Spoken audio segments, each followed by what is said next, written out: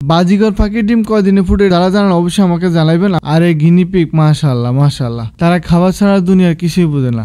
আসসালামু আলাইকুম ওয়া রাহমাতুল্লাহি ওয়া বারাকাতুহু। বাবা আমাদের বাংলা হাঁসগুলোর খাবার দিতেছে, দেখেন বাংলা হাঁসগুলো কি সুন্দর করে খাবার খাইতেছে।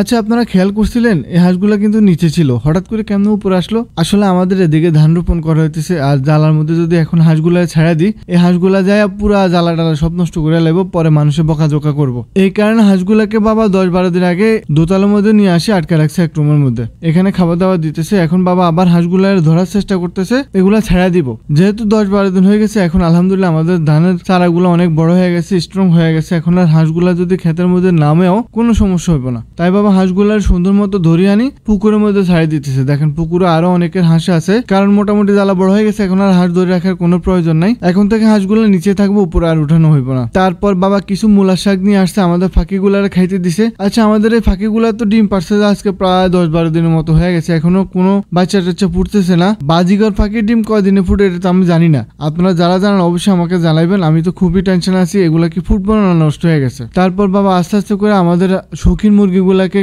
মূলা শাক খাইতে দিছে, যাত্রা করে আমাদের বারবুডিয়ানরে খাইতে দিছে। আর বারবুডিয়ানরে তো বাবা হাতের কাছে পাইলে সবচেয়ে বেশি আদর করে, কারণ বাবা সবচেয়ে প্রিয় মুরগি হচ্ছে বারবুডিয়ান। দেখেন বারবুডিয়ান একটা হাতও নিয়ে নিছে বাবা, কারণ বারবুডিয়ান আর কবুতর একই কথা বলতে গেলে। এরপর বাবা আস্তে আস্তে করে আমাদের মল্টেড কুসিনটা দেওয়া শুরু করছে, এরপর আমাদের সিল্কি গুলারে দিছে। আচ্ছা ভালো কথা, কারো যদি আমাদের সিল্কি গুলা পছন্দ হয় নিতে পারেন, সমস্যা না, আমরা ছাড়িয়ে দেওয়ার চেষ্টা করবো। তারপর আমাদের মহারাজের দিছে, দেখেন মহারাজের একটা ডিমও জমা হয়ে গেছে, বাবা এগুলো সংগ্রহ করতেছে না, 2-3টা একসাথে হইলে আবার সংগ্রহ করব। এই শীতের মধ্যে শাক খাওয়াইলে কি হবো আমি তো জানি না। তারপর বাবা খাওয়াইতেছে, শীতটা এমনিতে ঠান্ডা, এই ঠান্ডার মধ্যে আবার শাক মনে হয় না মুরগির শরীরের জন্য ভালো হইব। তারপর বাবা দিতেছে, আর আমার মুরগিগুলা কিন্তু আলহামদুলিল্লাহ এই শীতে ভালোই আছে, আপনারা অবশ্যই মুরগিগুলোর জন্য দোয়া করবেন। তারপর বাবা চলে আসছে আমাদের গিনিপিকের ঘরে, গিনিপিক গুলার খাবার দিতে হইব। আর এই গিনিপিক মাশাআল্লাহ মাশাআল্লাহ, তারা খাবার ছাড়া দুনিয়ার কিছুই বোঝে না, যত দিবেন তত খাইতে পারে। আচ্ছা যাক, তারা খাইতে থাকুক। আর তাদের 2টা ফিমেল বর্তমানে প্রেগনেন্ট আছে, আশা করি খুব দ্রুত আমরা তাদের বাচ্চা দেখতে পাবো।